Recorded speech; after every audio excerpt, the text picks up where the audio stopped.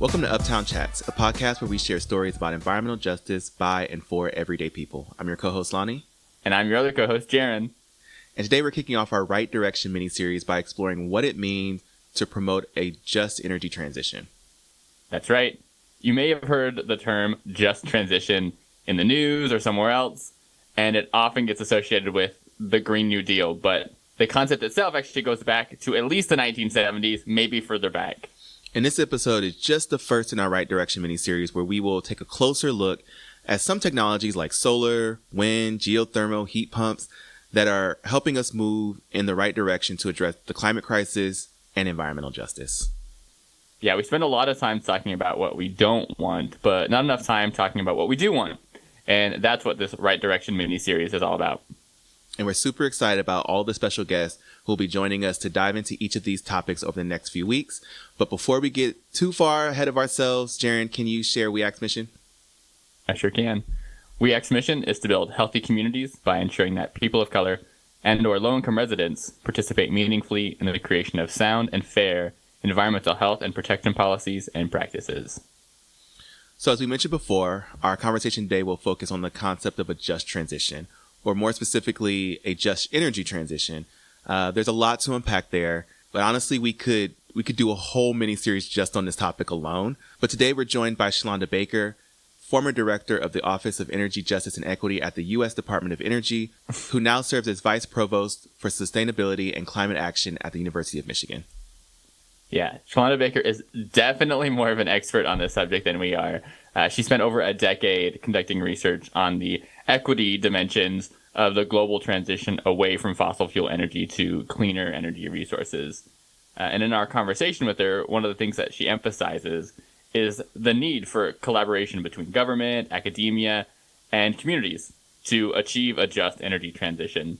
And more importantly, that a just transition should create opportunities instead of replicating old systems of oppression for marginalized communities. Well, we don't want to give away too much, Jaron, but I will add that WEAC is working on a lot of things that touch on different aspects of a just transition, and we'll get more into the weeds as we go through each of the episodes in our miniseries. Thanks, Bonnie. So should we go ahead and jump into our interview then? Yeah, let's go.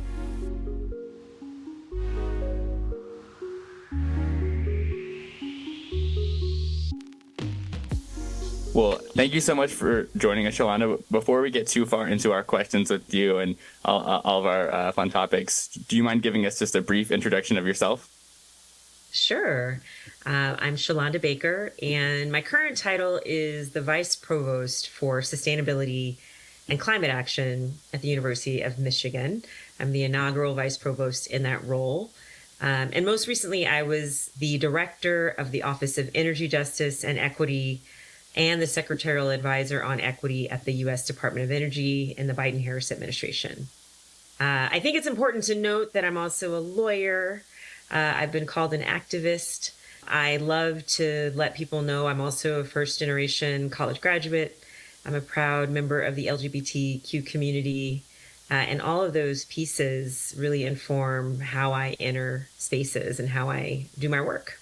Thank you for that. We're so happy to have you on the show. We have lots of great questions that we wanted to dive into with you. And honestly, we're just excited to have you. I think we can just jump into our first question, which is really just trying to unpack this term that gets used a lot. And I think not often with a lot of clarity.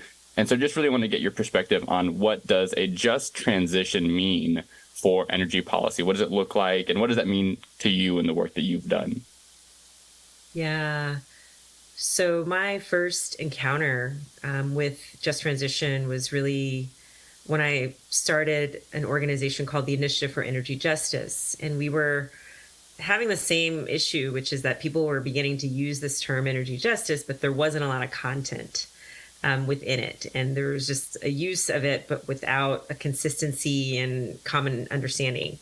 And so we were putting together the Energy Justice Workbook, which was very much about defining the term based on scholarship and literature and research, but also based on how community members and advocates were using the term.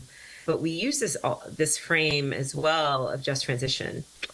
And the Climate Justice Alliance has a very comprehensive frame for that.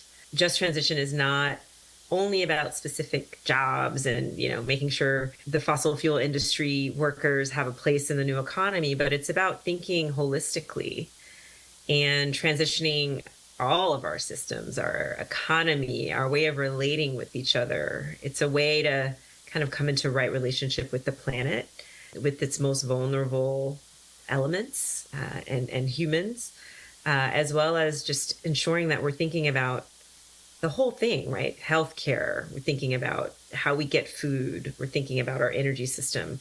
So what I have come to understand is that the systems that have produced such devastating inequality and injustice and harm in terms of, the environmental systems are not going to be the same systems that get us out of this. And so we need transitions across the board in order to move into a world that is sustainable and healthy for everybody. I appreciate that. I'm curious, as you were talking, I was thinking about when we think about things being like a just transition and we think about the energy aspect of that work, it kind of alludes to something's already not right or something's a little broken. So we need to transition into something that is a little bit more just. Because you talked a little bit about some of the workers aspect to it of those folks getting left behind as we go into more clean energy, and how do we make sure we rectify that? What are some of the other things or systemic issues that you see kind of past and current within our energy system that you think warrants a need for us to examine this a little bit further to move into that kind of just energy, the just transition? Sure. So in my last role, I had the opportunity to give a lot of talks. Like I gave talks, my gosh, sometimes 2 or 3 a week, over 150. I mean, easily in 3.5 years. And I would introduce the structural problems with the energy system in a lot of those talks. And so there are a few elements. I mean, one, and WEAC knows this very well, we see the disproportionate siting of polluting facilities, fossil fuel facilities in communities of color, low income, Black and brown communities.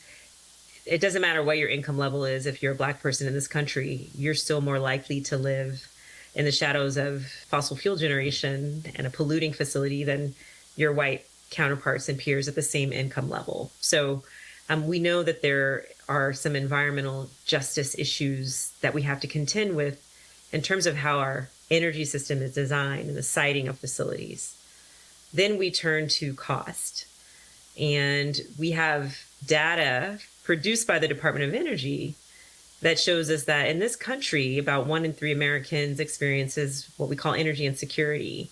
And I grew up with this. So this is, a household making choices about whether to heat or cool their home or eat, whether to buy food or medicine, or keep the home at a healthy and safe temperature. So this is energy insecurity. It plagues 1 in 3 Americans. It plagues half of Black Americans and households and almost half Latinx households.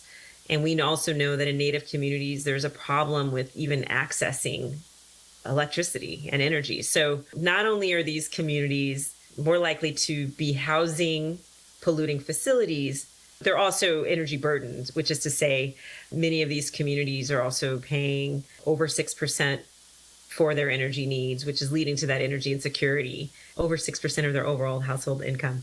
And so there's an environmental justice issue, there's an energy insecurity issue that disproportionately impacts households headed by people of color, the root cause of which is this thing called energy burden, which is paying a disproportionately high amount of your overall household income to meet your energy needs.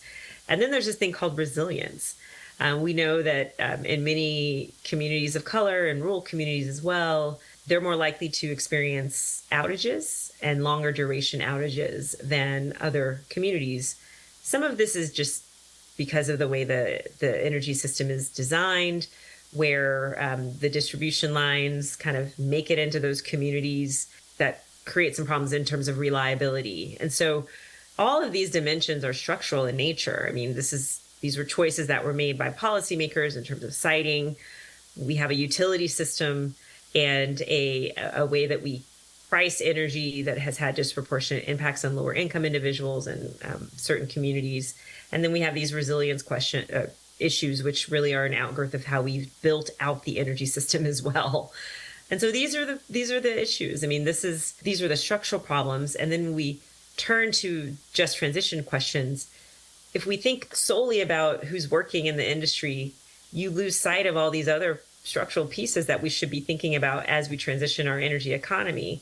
We should be thinking about how we're siting clean energy, right? Are we going to the same communities to site large industrial clean energy projects? Or are we thinking about new democratic processes to site those facilities? How are we thinking about cost? Who has access to low cost solar? Who has access to, resilience, backup power, batteries, all those things? I mean, again, if we had a narrow focus on workers, that precludes and doesn't allow us to think about all the other complexities that you raise in your question, LJ. So yeah, we got to be thinking big picture as we think about the transition. Yeah, I think one thing it's hard for some people, even laypersons, even me doing this work, to kind of really understand the magnitude of energy and energy policy and how complex and complicated it is and all the different factors that go into it. So I definitely kind of appreciate that kind of holistic look of, if we're going to do a just transition, we have to think of it in all these different factors in these different sectors, because a lot of people just think of energy as I flip on a switch or I plug something in and I pay a bill, right? That's the extent that most people think is going on. But there's so many things going down that are often top down that influence someone being able to flip a switch and pay a bill or not be able to pay a bill. I just want to say, for me, the folks who taught me about that complexity were in Hawaii. So I'm a professor as well, and one of my most informative teaching experiences was at the University of Hawaii, where I was at the law school, but I also formed an organization called the Energy Justice Program, specifically because in Hawaii, the energy transition was being looked at through a purely technical lens. So purely through electrons, how they move through the grid, as well as, how we get more solar on the grid, regardless of how we were doing that, the methods, the processes. And so I had the opportunity to talk to so many people in Hawaii who were in positions of power about the energy transition. And I was like, so how are we thinking about communities? How are we thinking about, justice? And they would push back and say, the energy transition is about flipping the lights on. So when you mentioned that, it was like a trigger, because they only saw it through that narrow lens. And I said, look, the energy transition is actually about cost. It's about siting. It's about all these other pieces. And so we need a justice framework where we're involving communities in the policymaking piece in order to have a successful transition. Yeah, and I appreciate you touching. I feel like we're slowly building out all these pieces of the just transition framework. This throughout our conversations, talking about, we obviously touched on the jobs piece, which I think is probably the first thing that comes to mind for most folks. Talk about the siting of clean energy facilities, and I think kind of embedded in what you were saying there a little bit too is thinking about the role that environmental justice community members play in some of the more procedural justice pieces, and thinking about how does this concept of a just transition create an opportunity for us to change the way that community members are involved in the process so that there's more of a meaningful engagement piece. I think that's something we've touched on in previous episodes, talking about what does that look like, and how, as we're creating new systems and changing the way that our energy system works and looks, how can we also change the way that community members provide input and are engaged in the process and have a say over the process and have ownership over the process. So just curious, what are your thoughts about how that kind of fits into this just transition framework? Well, the community piece has to be there. I mean, it's essential. When we think about energy justice from a scholarly standpoint, we think about the types of justice that go into it. So procedural justice is definitely the first piece, where it's communities having a seat at the table. The second is distributive justice, and ensuring that what we design actually has equitable impact, so that the benefits and the burdens are equitably shared across a society. We also think about recognition justice, which is basically recognizing that every single person who comes to the table, every community that comes to the table has a different situation and is differently situated vis-a-vis the energy system and vis-a-vis the policy design. And then fourth, I always talk about this, think about restorative justice and how we can use policymaking as a site for healing and a site for producing love and producing things that people don't often think about when they're thinking about policy. I mean, so many of these communities that are environmental justice communities have experienced 150 years, and in some cases, if you think about Black people in this country, 400 years of oppression, structural racism, and inequality. And so we have to think about healing through the new systems that we produce and design through policy. So that's the justice framework. But I do also just want to say that one of the frustrating things about all of this as a policymaker is that the terms of the debate and the terms of engagement are also predetermined. And so one of the things I want to do in the next stage of my life as a leader in this field is think about how communities themselves define the terms of engagement. They're defining the what. So often when you're thinking about procedural justice, the what has already been determined. We're going to possibly site this facility. We're going to generate electricity or energy using this. Tell us what you think. We're creating justice by putting a seat at the table for you. But what if the community said, hey, we want to create a resilience hub, or we want to create a, Afrofuturistic community model here in the Bronx or wherever, right? So now we're inviting you to our table. We're setting the table. We're creating our own vision, our own futures. That's justice, right? And so the terms of debate had been so narrowed. And when I was in the administration, I was constrained by a predefined game, a predefined system, trying to create space within it for community, which was radical in and of itself because that system was never designed for community input. But yet we were limited in the first instance because the debate was already set. And so we, as people within the movement, need to create new terms of engagement, need to create new stories, new futures, new ideas. And then we invite those into our space and spaces for engagement. That's justice. That's so much more than I was even hoping for. That was a beautiful answer. I was going to say, how do you even respond to that? It's like I set you up for an alley-oop and you did a backflip and a dunk. Like, wow, okay, great. Awesome. I definitely know that the work that we do here at We Act, that frustration is definitely echoed oftentimes in communities as well. I guess my kind of follow-up question to that is, how do we rectify the desire to want people to come to the table that we're setting, right? But also knowing that we don't always have the complex knowledge of how to do certain things. Or I know that's something that people hear all the time. It's like, we have a vision, we know what we want as a community, but we don't understand how the electrons in them are moving through a system to make that happen. So kind of, can you talk or speak to a little bit about that kind of like, not I don't want to say it's tension or friction, but like more so of how do we get everyone to be at the same place, but also kind of respecting each other's knowledge and what they bring to the table? Yeah. Oh my gosh. The question just opens up so much for me because, going back into my time in Hawaii, I'm sort of accidental in all this. Like, I just do what I do and then I see something that needs to be done. And so I'm like, well, we have to do that now because, it needs to be done. And so in Hawaii, I didn't know I was going to start an energy justice program.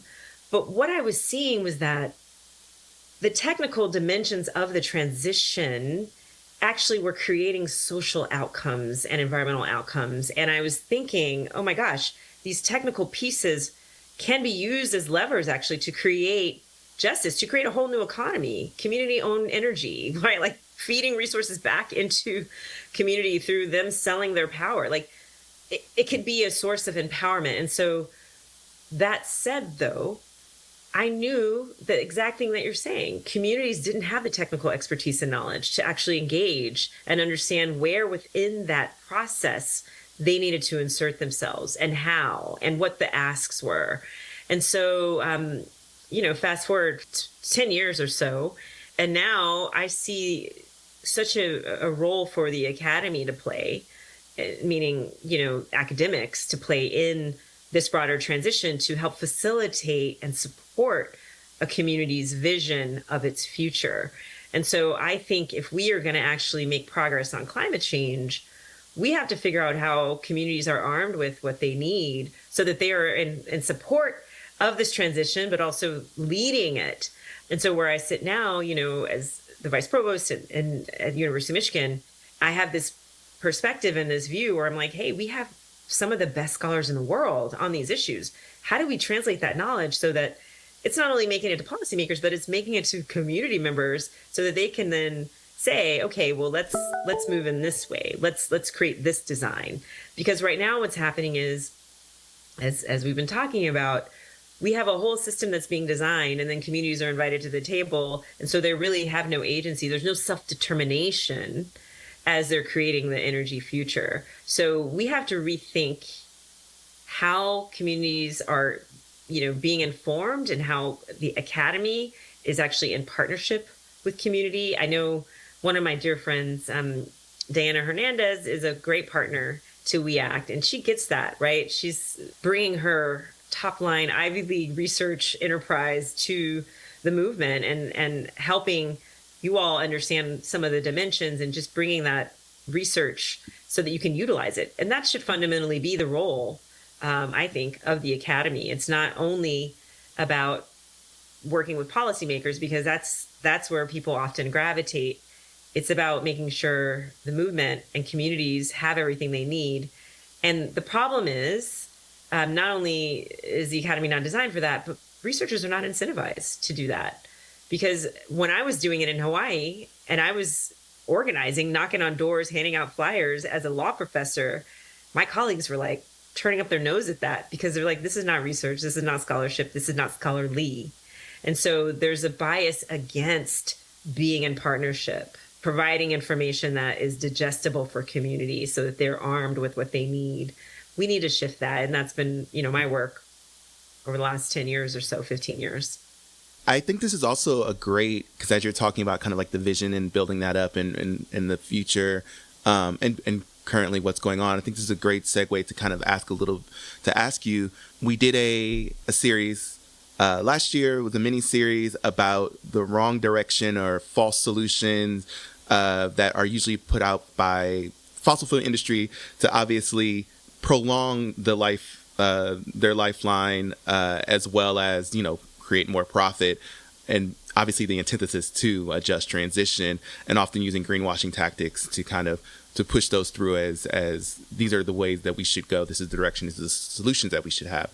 In kind of like in your thoughts and like kind of the work that you've done, for you, what are actual green equitable solutions? Like, what do they look like, and where in the process of energy, whether it be production or what am I thinking of, transmission and other kind of aspects of energy and energy policy? What are some actual solutions that you believe should be pursued or are actively being pursued? So let me just say there's no silver bullet. We now know, even when you're thinking about things like wind and solar, the critical minerals required to build those facilities at scale are wreaking havoc in sub-Saharan Africa, in Chile. I mean, they're just, if we're thinking about batteries and the components, the component parts to batteries, they're deeply problematic. And so we absolutely need to think about efficiency. So we need less energy, like full stop. Like, efficiency is not as sexy. I mean, like no one wants to talk about it, but we have an opportunity to reduce our footprint, our energy footprint through efficiency measures. So those things need to be brought to scale. When you think about, so I have lots to write about and talk about. I'm not going to give it all away here in this podcast, but when you think about how the bipartisan infrastructure law was designed, which was supposed to be this massive climate bill, obviously billions and billions of dollars there, 60 billion of which went to the Department of Energy, but only a small portion of it went to energy efficiency programs, the weatherization assistance program, which has some problems, has significant problems, but is one way to reduce our energy footprint in low-income communities and households. And so we need to figure that out. We need to be able to bring programs like that to scale in a way that's effective. You also have the job creation that happens through that, right? Where people are learning trades and skills, underemployed people, to be able to do that, again, at scale. But I think what you're kind of asking about is the things like solar and wind. Obviously, there's tremendous promise in, deploying those types of technologies at a different scale. But we immediately run into issues, not only the sort of supply chain issues related to the critical minerals and other things that go into making those things, but you also run into issues on siting, and you run into issues on shared benefits. So not everyone can have solar on their rooftop. Think about New York City, for example. And so you do need large scale facilities outside of town. But the question is not only how you engage the folks where that large scale facility is going to be housed, but what are the real benefits that are going in? And I think we need new business models to be able to bring those things to scale. So again, it's community driven, where the community says, hey, we have this land. Should we create a facility and then sell it back into the grid, sell the energy that is produced back into the grid? So that's how we're going to actually win on this. It's not going to be necessarily through corporations that are knocking on doors and saying, we want to build a facility. It's going to be based on communities saying, hey, we have these resources. These are owned in common. These are our community resources. How do we use these resources to fight the climate crisis and actually also gain economic benefits? So things that are working, I mean, I know I didn't give you like a very positive answer, because I think there are problems with even what we see as traditional clean energies, but we should also be focusing on efficiency and bringing those things to scale. We should be thinking about how to make the production of wind turbines and solar panels more sustainable and more equitable, so that we're not harming our brothers and sisters in Africa and Latin America. So like there's a lot to focus on, right? Let us not get too distracted by some of the other stuff. Let's focus on some, the other hard stuff as well. So that's my answer there, but also happy to talk about all the harder things that I know have been a subject of your podcast as well in the past. No, I think that was great. I feel like that's just I love a nice, honest, candid answer of just saying like, there's a lot of work to do everywhere. I definitely think we recognize that here as well. As Jaron and I were doing that Wrong Direction series, a lot of it centered, there's a lot of things that were just focused on the idea that, communities weren't involved and communities weren't leading that vision. And I think you kind of hit that multiple times. I think that a piece here is part of the solution here is how are we benefiting, how are communities benefiting, but then also how are we protecting communities that we may not see or we not may be a part of in other parts of the world, as you mentioned. In our process to have a just transition, we also have to make sure it's just for everyone along the entire line.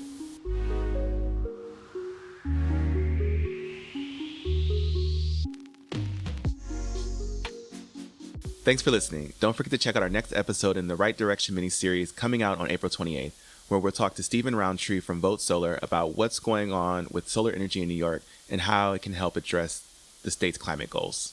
I can't wait. And if you like this episode, make sure to rate and review the show on whatever platform you listen on.